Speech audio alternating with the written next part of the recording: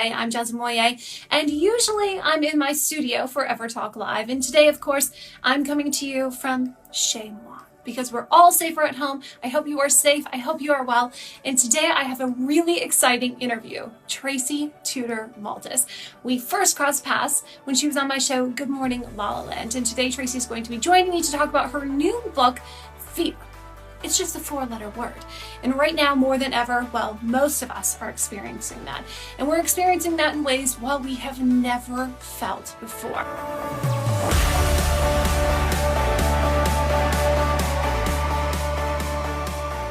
Thank you so much for being so vulnerable, for one, because, following along your journey has been truly inspiring in the way that you have so-called embraced your imperfections and celebrated them and let us as an audience into your life in that way is truly admirable. So thank you for that. Oh, I appreciate that. It's it's a different thing when you take on reality television, and so many people think that what we do is edited and pulled together, but and you'll have reality television stars that will be like, oh, well, they edited me that way. And that's the truth is, unless you're saying it, then the producers can't edit you. So you do see things about me. And obviously, I share a lot of my life on the show. And that is a scary thing, but the fans have embraced me. Thank you. You have. And I always feel like the only thing I can do is be as authentic as I can. And hopefully that, is enough. It absolutely is. I can't wait for the next season to return, of course, on Bravo, May 26th, and gearing up for the launch of your book. Congratulations. Yeah. Thank you so much. This is it right here. It's called Fear is Just a Four-Letter Word, How to Develop Unstoppable Confidence to Own Any Room. And it's available now on Amazon and Penguin Random House. So you can pre-order it now, and which is really exciting. This is a weird time to be obviously launching a book, but also with everything that we're going through with the pandemic and COVID and all of us being in quarantine and fear being such a key element to what everybody's experiencing. It's just interesting that this book is coming out at that time. And I think it really is all about sort of understanding where that fear comes from and learning how to embrace it and have it empower you so that you can be both a boss in business and in your personal life. So how did you do that? Because, you have a way of getting in the most powerful rooms, but not only are you in the room, you own the room.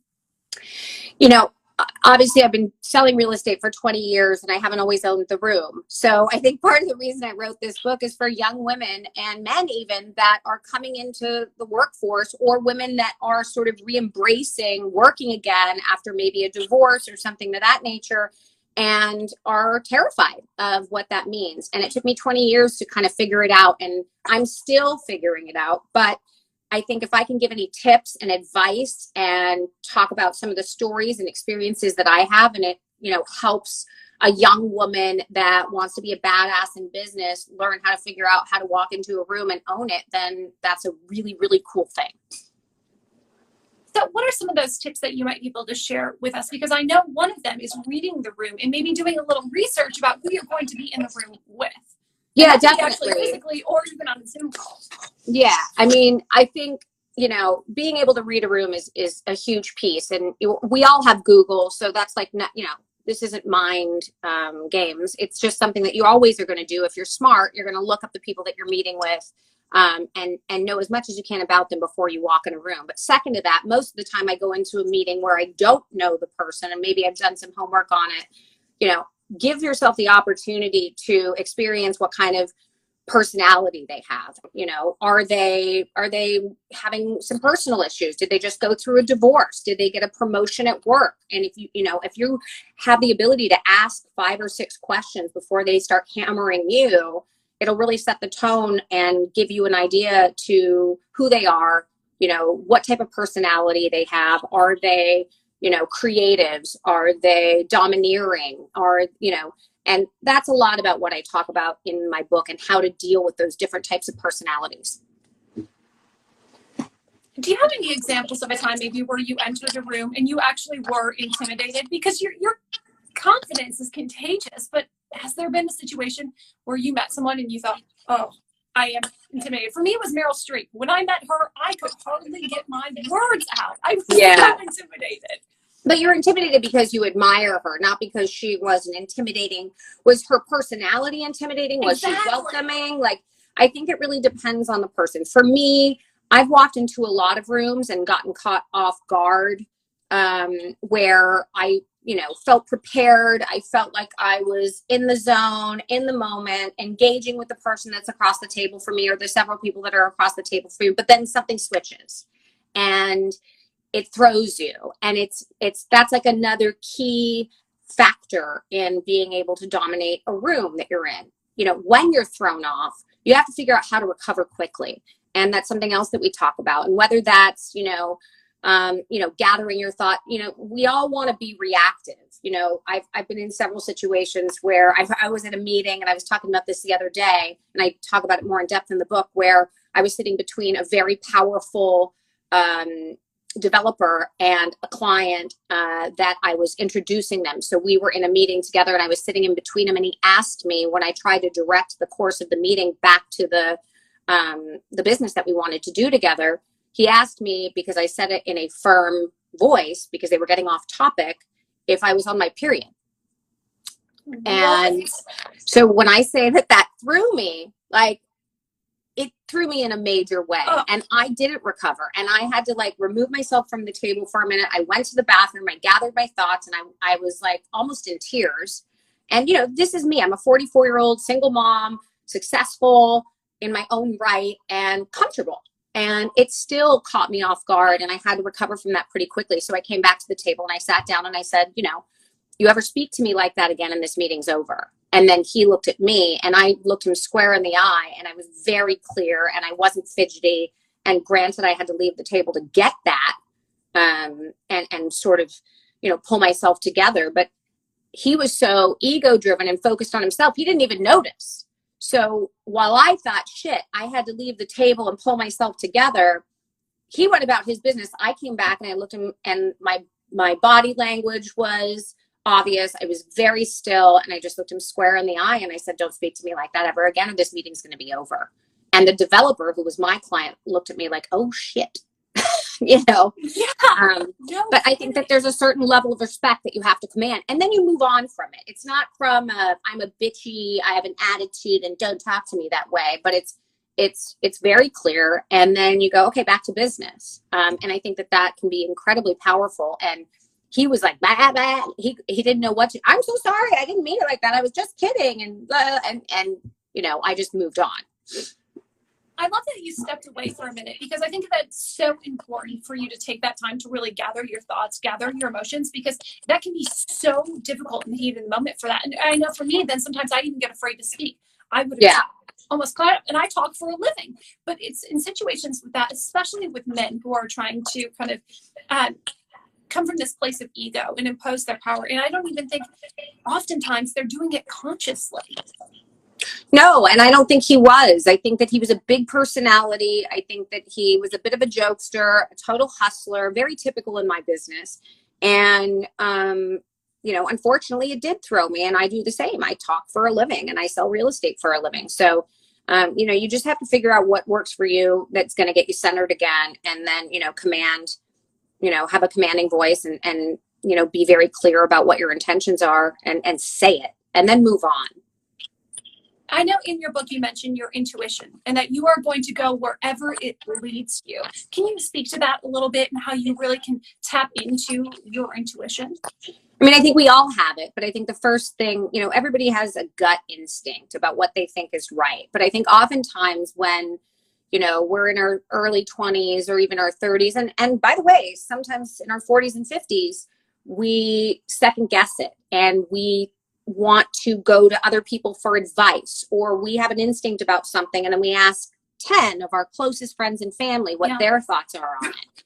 And really all that does is steer us away from what is truly right for us. And if we're making decisions based on what is good for the 10 other people that we might have asked, or the people that view me in a certain way, but that's not how I view myself, then I'm not being authentic to who I am. And, that gut just goes away. And that's something that I think is so important, that, and you're going to make mistakes. Your gut instinct and what's true to you isn't always going to be the best way to serve your client, but at least you can walk away from it saying, I did what I felt was right in that moment, and I went with my gut, and this time I was wrong, and this time I didn't get the promotion, or this time I didn't get the listing. But that and I think that those instincts get greater as you continue to serve that, and you continue to, open yourself up to sort of listening to that voice. Because I think often we doubt ourselves, and we ask too many questions of other people who aren't living in our body. And, in my opinion, that's never going to serve you. Never.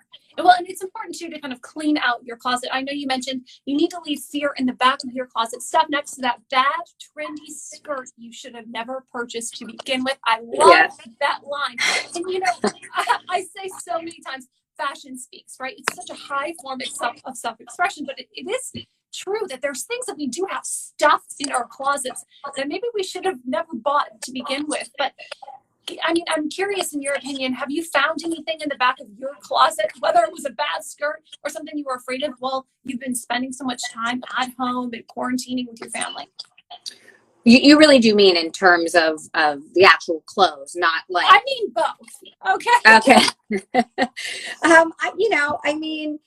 Listen, I find for myself that this, had it not been for COVID, would I want to be at home for 7 weeks in quarantine and not be able to see friends and family? No, I wouldn't want to. But I do think that there's value in what we're all experiencing. And I think it would be kind of a great thing if, 1 week a month or 2 weeks a month, everybody just had to shut down and reconnect like that. And I think it's super important. On the flip side, I have to stay busy. If my mind is not constantly ticking, and if I don't wake up and have a purpose and a plan for that day, by 2:00, I am cranky, by today at 11.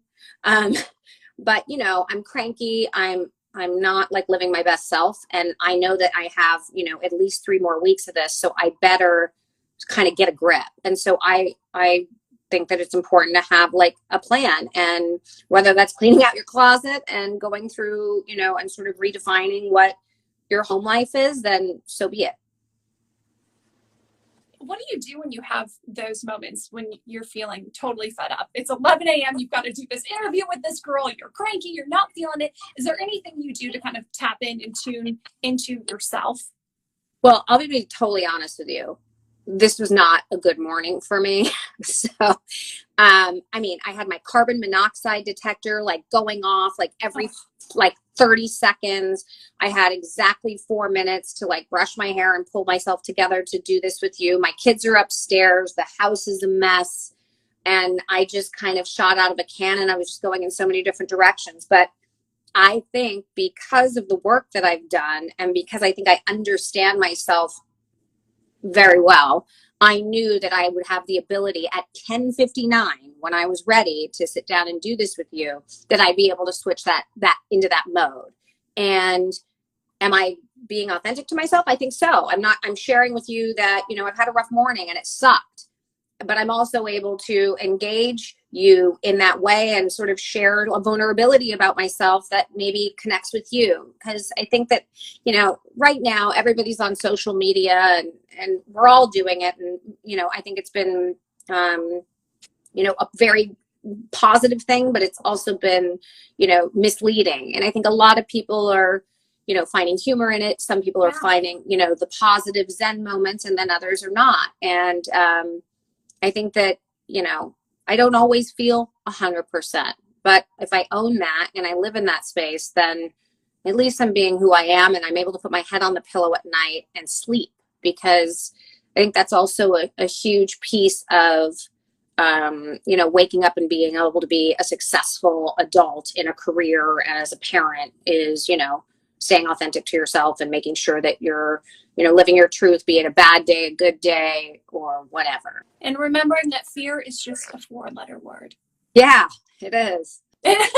It's the best. In fact, it's the perfect title for your book. Thank you, Tracy, even on your bad morning, for joining me today and for sharing your light and your truth. I truly appreciate you. Please remind everyone, of course, where they can get your book and, of course, yeah, you guys can find Fear is a Four-Letter Word right now. You can pre-order it on Amazon or Penguin Random House, and the book will be out July 14th. I'm really excited for you guys to read it. I'm going to be doing the Audible version as well. I know a lot of people like that, so I will be doing the Audible version, I think, in the next 2 weeks, and it's available now as well. So thanks for having me. It was fun. I am so honored to have shared my morning with her. Please be sure to pre-order Fear as a Four-Letter Word. And of course, check her out on Bravo's $1 Million listing, returning for season 12, May 26th. Remember, we are #EverTogether, and this interview will be available on EverTalk TV.